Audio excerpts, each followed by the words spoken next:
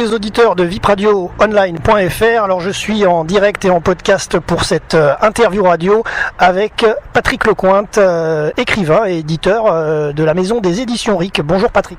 Bonjour. Alors on va un petit peu parler des 3 nouveaux livres que vous avez mis en service aux éditions RIC, hein, n'est-ce pas, aujourd'hui ?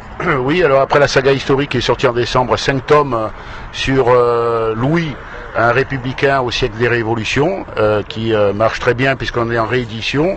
Et je pense qu'il y aura une autre réédition pour le mois de mai. Les éditions RIC, là je reviens de Bordeaux, donc on a édité 3 nouveaux livres. Alors le premier qui est... Alors justement, on va les regarder un petit peu. Alors Agathe, c'est un Roquefortois qui est Louis Fèvre, qui a écrit ce très beau livre sur une histoire d'amour dans la région en Provence, un peu surnaturel.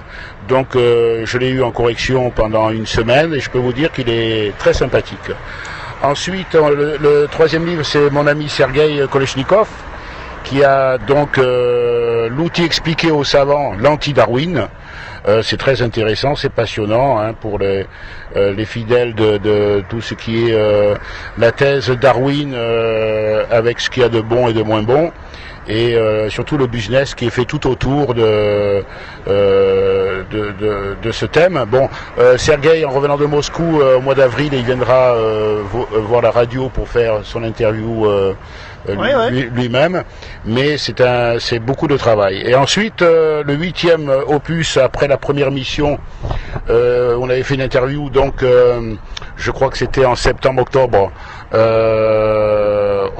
de l'année dernière. Le 8e de la collection RIC est sorti, un Dakota pour Libreville, donc notamment Nice Matin l'a lu. On le lit comme un scénario, comme si on voyait un feuilleton à la télé. C'est très sympa, c'est très fluide et j'ai de très bons échos dessus. Voilà, celui-là c'est le 8e. Alors justement, que va faire Rick dans ce Dakota, pour donner envie? Alors Rick, tout simplement, il est en vacances à Kribi.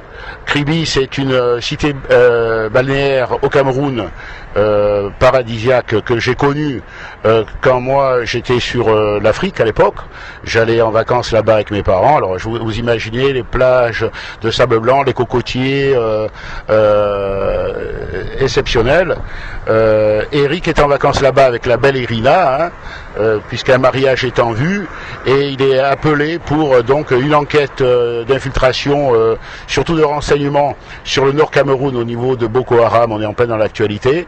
Et là, il se retrouve dans une autre affaire, et donc ça bouge du début jusqu'à la fin, c'est passionnant. Il y a des clins d'œil au niveau du Gabon et du Cameroun que j'ai connu, mais l'intérêt c'est que par rapport à l'ouvrage, on a créé un micro-État. En fiction évidemment au nord du Gabon et au sud du Cameroun, et donc on trouve un objet exceptionnel qui va changer, qui va faire bouger tous les services secrets du monde entier. Voilà, donc c'est un ouvrage coécrit avec Sergueï, mais disons qu'on a mis 18 à 19 mois pour l'éditer, car on a eu pour pouvoir rester dans la fluidité de l'écriture, dans la cohérence, et c'est très dynamique. On a fait beaucoup de travail de correction derrière, et surtout de repris des chapitres, tout ça. Voilà. Personnellement, c'est mon préféré après Opération Émeraude. Hein, et l'entourage, enfin, ceux qui l'ont déjà lu ont réussi à le lire en 2 traites parce qu'ils n'ont pas réussi à raccrocher le livre, et c'est très sympa. Voilà. Évidemment, il y a aussi la première mission aux éditions RIC qui est sortie, je crois, l'année dernière. Oui, alors donc comme le Dakota pour Libreville a été très long à éditer, surtout depuis, je l'avais attaqué en juillet 2014, c'est lui qui devait sortir avant la première mission. Et il faut que dans la collection RIC, il y ait un rythme. Il sort un ouvrage, un numéro à peu près tous les 12-15 mois maximum. Donc la première mission s'est infiltrée, donc si on peut dire, au milieu, et Dakota sort 6-7 mois après. Comme ça, dans les salons à venir, notamment celui de Cagnes et tous les autres, je pourrais proposer 2 nouveautés quelque part, puisque la première mission est à peine lancée. Voilà. Et ce que je voulais rajouter aussi, c'est qu'à partir, le 9e RIC est en début d'écriture, Ça se passe notamment dans la région niçoise. Rick voyage un peu moins, mais ce sera passionnant. Je ferai un break au numéro 10, puisque j'ai 2 livres hors collection Rick à écrire plus tard, et donc au bout de numéro 10, je pense que je ferai un break sur Rick, quoi, voilà. D'accord, et là c'est le combien? Le 8e? Celui-là c'est le 8e, le 9e sortira 2017, et entre-temps, Opération Mangala Diamond, qui est épuisée malgré les rééditions, sortira en 2 volumes qui s'appelleront, les couvertures sont déjà prêtes, Turbulence, et voilà, donc on arrivera en 2017-2018 à 10 ouvrages collection Rick qui seront vendus en coffret cadeau. D'accord. Alors évidemment, on a la série Louis aussi qui est aux éditions Rick. On avait rencontré Fabienne Anglari il y a quelques temps. Cette série est toujours bien sûr à la vente sur le site des éditions Rick.fr. Alors absolument. Alors quand on lit L'Enfant de la Lande,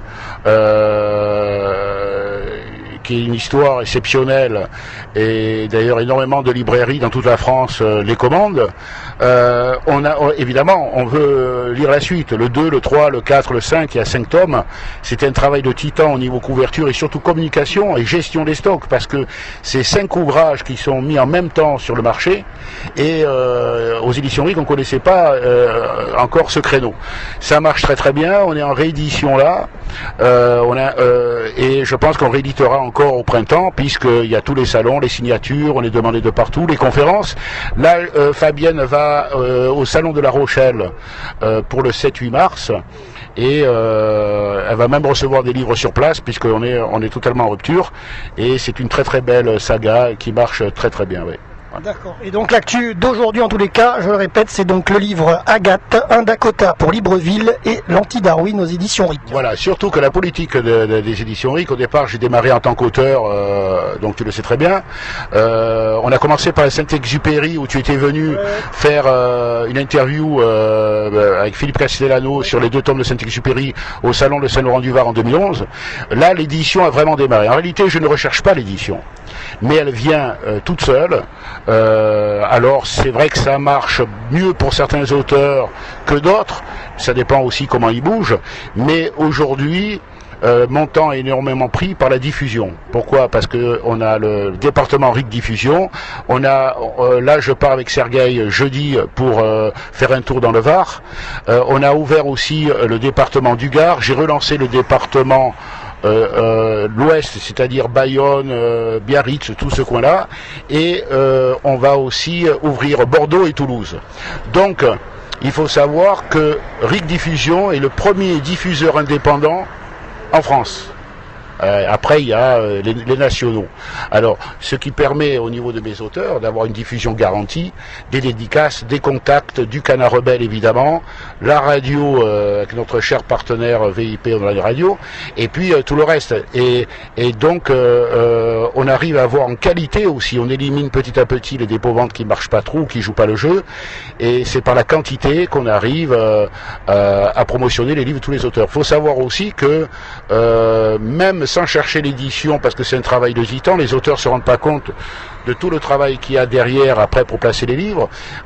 On est quand même à plus de 30 ouvrages aujourd'hui aux éditions Rick, des ouvrages de qualité, ils sont tous de qualité, tous différents, des gens différents, 30 livres au catalogue, c'est déjà pas mal, quoi. Voilà.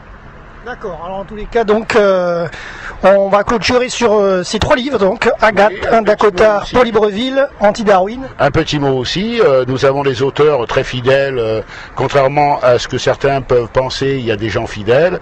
Je pense notamment à Nadir Benmati, qui a 2 livres en préparation et qu'il a décidé de confier après Médithérapée, la Bibliothèque d'Alexandrie, qui sont 2 très beaux ouvrages, très intéressants aux éditions Rick.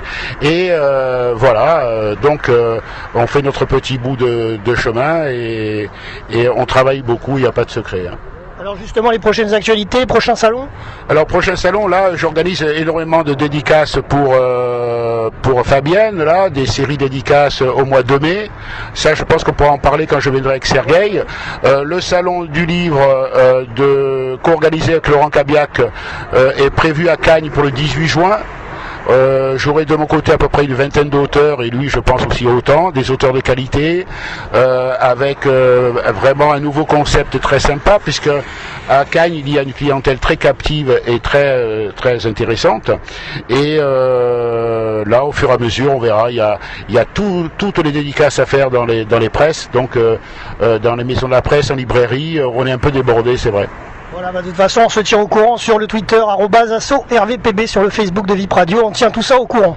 Voilà, et puis je pense que dans le prochain RIC, il y aura un petit clin d'œil à la radio, on parlera de la radio, puisque Rick appellera Patrick sûrement à un match de foot, et que Patrick va peut-être commenter pour la radio, et là on pourra faire un petit clin d'œil, introduire la VIP de la radio dans le 9e RIC qui doit sortir en 2017.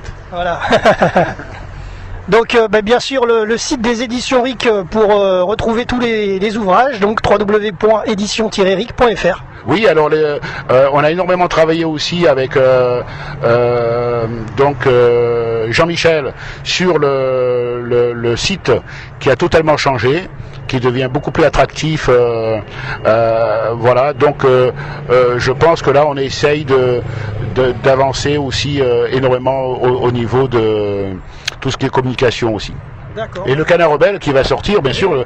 Alors le Canard Rebelle à 4 ans et demi, là, quand même, il tient le coup, c'est un gratuit, hein, sans aucune subvention. Et le prochain numéro va sortir donc fin avril. D'accord, alors justement le Canard Rebelle, fin avril le prochain numéro, mais en attendant, le numéro actuel qui est toujours là, qui se termine en avril 2016, est disponible sur Internet. Vous pouvez le retrouver d'ailleurs sur notre Twitter et sur notre Facebook. Absolument, oui, c'est très bien, et je t'en remercie parce que j'ai eu des contacts de la région parisienne, de Strasbourg.